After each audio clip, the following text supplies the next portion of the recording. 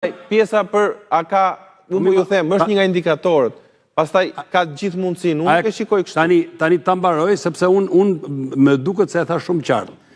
Tani mundësinë thash për të bërë presion dhe për të propozuar ndryshime dhe për të realizuar ndryshimet me vendimarrjen në parlament e ka mazhoranca, se opozitës unë nuk di të jetë miratuar ndonjë propozim të paktën për 10 vjet në parlament. Asnjë. Po dini ju ma thuj një, dakord. Po di zgjedhor, ta them. Vazhdojmë. Kanë dakordsuar, konsensual. Ja pranur. Tani shkojmë. Tani vazhdojmë me këtë. Cilat janë masat e parashikuar për të garantuar respektimin e pavarësisë në SPAK? Këtë e ka ndorë vetëm SPAK-u.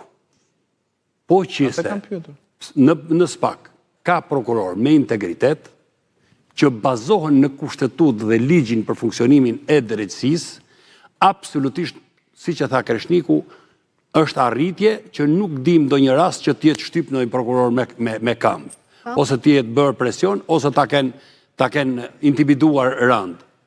Vazhdojmë të pyetja e 4. Cilat janë masat e marra parashikuar për të përmirësuar integritetin dhe për të garantuar infiltrimin kriminal dhe korrupsionin në policinë e shtetit. Me këtë do ta mbyllim, se nuk e... Tani, unë do i bi shkurt.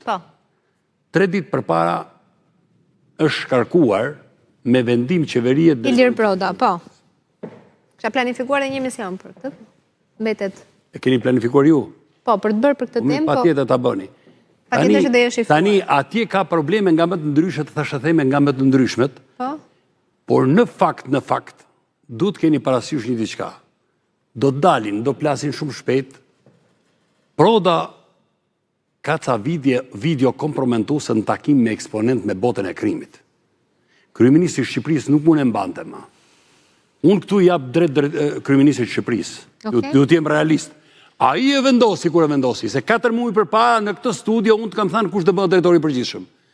Pavarësisht të ndryshon ligjin për të konkuruar dhe gjaketat e reja dhe gjenerata e re, por ligji u ndryshuar për të garuar këto personat që vishin me gradën drejtues, se nuk e kam pas me ligjin e parë. Ligjin e parë kishin vetëm moshatarët e mi dhe ata që kishin gradën drejtuese e parë si puna ime. Tani, të lutem shumë. Tani, për faktin se kryeministri i Shqipërisë është vënë dieni për disa video kompromentuese për eksponent botës krimit, që janë në video me drejtorin e përgjithshëm, ai nuk mund e mban ma, sepse këto materiale ja ka thënë Shërbimi Informativ Shtetëror, ja ka thënë SPAK-u, ja kanë thënë ndërkombëtarët dhe ka probleme. Dhe nuk mund të rinte ma. Tani, si do të bëhet? Sot, në zyrën e ministrit brendshëm, ka hyrë kandidati për drejtori i përgjithshëm policisë. Ndërkohë që, sa po hap fushata. E kemi emrin? Sa po, është drejtor qarku në jug. Sa po është hap fushata. Nuk i lejohet në mënyrë kategorike që ministrit tharaset dhe të bëj biseda me kandidatët. Okej. Nuk do ta thuash se nuk do ta djegësh me siguri. Kush? Nuk do ta thuash emrin? Tash është drejtor policie në jug. Drejtor policie qarku. Sot e ka prit ministri, e ka marrë intervistë. Vetëm mos harro. Përjashtuar Muhamet Romullakun, të gjithë drejtorët e përgjithshëm të kësaj qeverie në 13 vite kanë qenë nga zona e para operative, kanë dështuar të gjithë. Janë implikuar ose me Escobarët, ose me grupet e krimit organizuar.